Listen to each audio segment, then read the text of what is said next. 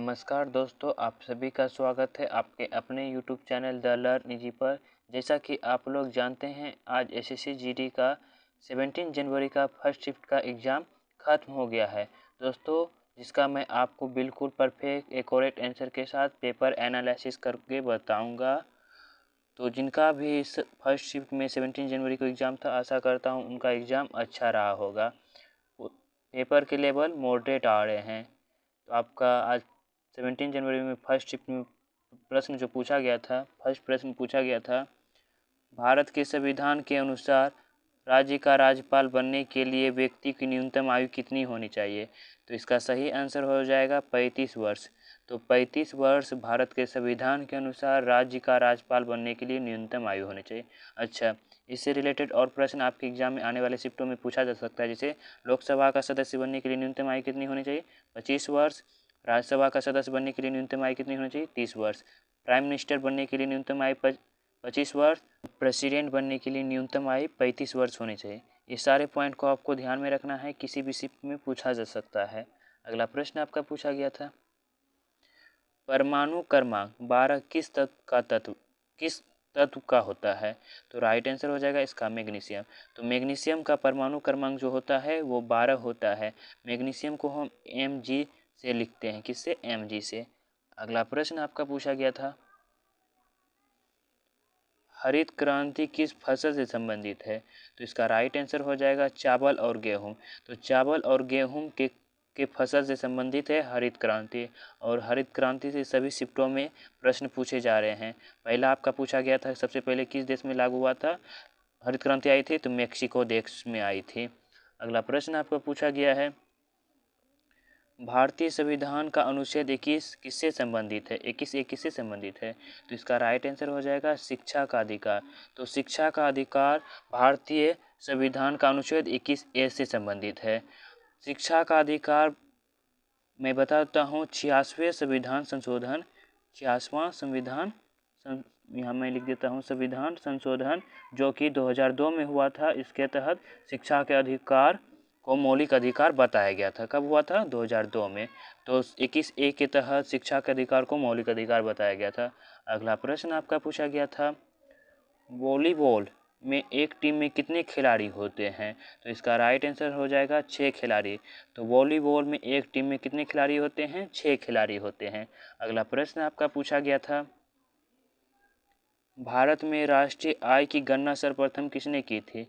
तो right answer हो जाएगा दादा भाई नेहरू। तो दादा भाई नेहरू भारत में राष्ट्रीय आय की गणना का सर्वप्रथम किया था। मैं आपको क्लास में भी ये क्वेश्चन करवाया था और मैं बोला था कि ये क्वेश्चन मोस्ट इम्पोर्टेंट है, आपके एग्जाम में पूछा जाएगा और पूछ लिया गया। अगला प्रश्न आपका पूछा गया है, मई 2022 से भारत के विदेश सचिव कौन थे? तो राइट आंसर हो जाएगा इसका विनय मोहन क्वात्रा। तो विनय मोहन क्वात्रा मई 2022 से भारत के विदेश सचिव हैं, और वर्तमान में भी ये विदेश सचिव हैं। मई 2022 से पहले जो पूछा होगा तो वो थे हर्षवर्धन श्रृंगला। कौन थे? हर्षवर्धन श्रृंगला थे। इससे रिलेटेड मैं एक प्रश्न आपको बताता हूँ, किसी भी शिफ्ट में वो पूछा जा सकता है, भारत के कैबिनेट सचिव नए कौन बने हैं? मैं यहाँ लिख देता हूँ, भारत के कैबिनेट सचिव, मैं यहाँ लिखता हूँ कैबिनेट सचिव। तो नए कैबिनेट सचिव बने हैं राजीव गाबा। कौन बने हैं? राजीव गाबा। किसी भी शिफ्ट में पूछा जा सकता है, मोस्ट इम्पोर्टेंट क्वेश्चन है, इसे स्टार मार्क कर लेंगे सभी स्टूडेंट। अगला प्रश्न आपका पूछा गया है, मनरेगा किस मंत्रालय के द्वारा क्रियान्वयन किया जाता है? तो इसका राइट आंसर हो जाएगा ग्रामीण विकास मंत्रालय। तो ग्रामीण विकास मंत्रालय के द्वारा मनरेगा क्रियान्वयन किया जाता है। अगला प्रश्न आपका पूछा गया है, देश के जीडीपी का आकलन किस क्षेत्र से संबंधित है? तो इसका राइट आंसर हो जाएगा आर्थिक क्षेत्र। तो आर्थिक क्षेत्र से देश के जीडीपी का आकलन किया जाता है।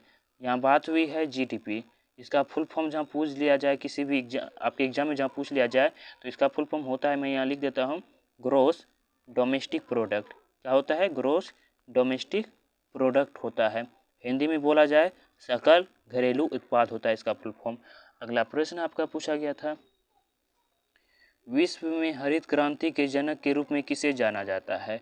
तो राइट आंसर हो जाएगा नॉर्मन बोरलॉग। तो नॉर्मन बोरलॉग को विश्व में हरित क्रांति के जनक के रूप में जाना जाता है। अच्छा, इंडिया में पूछा जाए कि हरित क्रांति का जनक किन्हें कहा जाता है, तो MS स्वामीनाथन को। हरित क्रांति से रिलेटेड एक प्रश्न आपका आज ही पूछा गया कि हरित क्रांति किस फसल से संबंधित है, तो गेहूं, चावल और गेहूं से है। अगला प्रश्न आपका पूछा गया था, किस मंत्री ने सबसे बड़े दक्षिण एशियाई फिल्म बाजार का उद्घाटन किया, तो इसका राइट आंसर हो जाएगा अनुराग सिंह ठाकुर। तो अनुराग सिंह ठाकुर ने सबसे बड़े दक्षिण एशियाई फिल्म बाजार का उद्घाटन किया है। तो अनुराग सिंह ठाकुर हमारे केंद्रीय खेल मंत्री है। बात हुई है यहाँ पे दक्षिण एशियाई फिल्म बाजार की, इससे रिलेटेड मैं और प्रश्न आपको करवा देता हूँ। इसे जो रेगुलेट करता है IFFI रेगुलेट करता है, और इसका जो एडिशन हुआ था, कौन सा एडिशन, 53वां हुआ था। कौन सा, यहाँ पे मैं लिख देता हूँ 53। कहाँ पे हुआ था, तो गोवा में हुआ था। कहाँ पे, गोवा में हुआ था। IFFI की बात हुई है। इसका फुल फॉर्म होता है इंटरनेशनल, मैं यहाँ लिख देता हूँ international film festival of India. Festival of India. इसका जो हेडक्वार्टर भी है IFFI का, वो भी गोवा में है। कहाँ पे है, गोवा में है। अच्छा, इसकी स्थापना कब की गई थी, तो 24 जनवरी 1952। कब की गई थी, 24 जनवरी 1952 को की गई थी इसकी स्थापना। तो ये सारे पॉइंट को आपको पता होना चाहिए, किसी भी शिफ्ट में पूछा जा सकता है। अगला प्रश्न आपका पूछा गया था, बहादुर शाह जफर को गिरफ्तार करके कहाँ निर्वासित कर दिया गया, तो इसका राइट आंसर हो जाएगा लाल किला। तो लाल किला में बहादुर शाह जफर को गिरफ्तार कर वहाँ पे निर्वासित कर दिया गया था। अगला प्रश्न आपका पूछा गया था, कौन सा महासागर एस आकार का है, तो इसका राइट आंसर हो जाएगा अटलांटिक महासागर। तो अटलांटिक महासागर एस आकार का है। अगला प्रश्न आपका पूछा गया है, कोली नृत्य किस राज्य से संबंधित है, तो इसका राइट आंसर हो जाएगा महाराष्ट्र। तो महाराष्ट्र राज्य से कोली नृत्य संबंधित है। एक और ये मोस्ट इंपॉर्टेंट है कि पूछा जाएगा कि लावनी बताइए किस राज्य से संबंधित है नृत्य, तो ये भी महाराष्ट्र राज्य से है। अगला प्रश्न आपका पूछा गया है, जल्लीकट्टू मूलतः किस राज्य का खेल है, तो राइट आंसर हो जाएगा इसका, यहाँ पे शायद पूछा है देश, यहाँ पे शायद पूछा है कि देश, किस देश से जल्लीकट्टू, यहाँ पे देश कर लेंगे, देश पूछा है शायद, स्टूडेंट जैसा बता रहे थे, देश पूछा है, तो ये आपका भारत। अगर राज्य पूछा है, मैं यहाँ लिख देता हूँ, अगर राज्य पूछा है तो आपका तमिलनाडु राज्य है। किस राज्य से है, तमिलनाडु राज्य से। इसमें क्या होता है, तो आदमी को बैलों से लड़ाया जाता है जल्लीकट्टू खेल में। अगला प्रश्न आपका पूछा गया है, 2022 का संगीत अकादमी पुरस्कार किसे दिया गया, तो इसका राइट आंसर हो जाएगा हरिकेश सुलभ और अनूप जलोटा। तो हरिकेश सुलभ और अनूप जलोटा को 2022 का संगीत अकादमी पुरस्कार दिया गया है। अगला प्रश्न आपका पूछा गया है, 1290 से 1320 ईस्वी तक दिल्ली सल्तनत पर किस वंश का शासन रहा, तो इसका राइट आंसर हो जाएगा खिलजी वंश। तो खिलजी वंश का दिल्ली सल्तनत पर 1290 से 1320 ईस्वी तक शासन रहा। दिल्ली सल्तनत पर टोटल कितने वंश आए थे शासन करने के लिए, 5 वंश। फर्स्ट वंश था गुलाम वंश, जिनका कार्यकाल शासन रहा 1206 से 1290।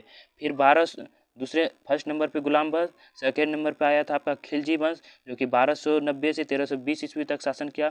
तीसरे नंबर पे आया था तुगलक वंश, जो कि शासन किया था 1320 से 1414 तक। चौथे नंबर पे आया था सैयद वंश, जिन्होंने शासन किया था 1414 से 1451 के बीच। 5वें नंबर पे आया था लोधी वंश, जिसने शासन किया था 1451 से 1526 के बीच में।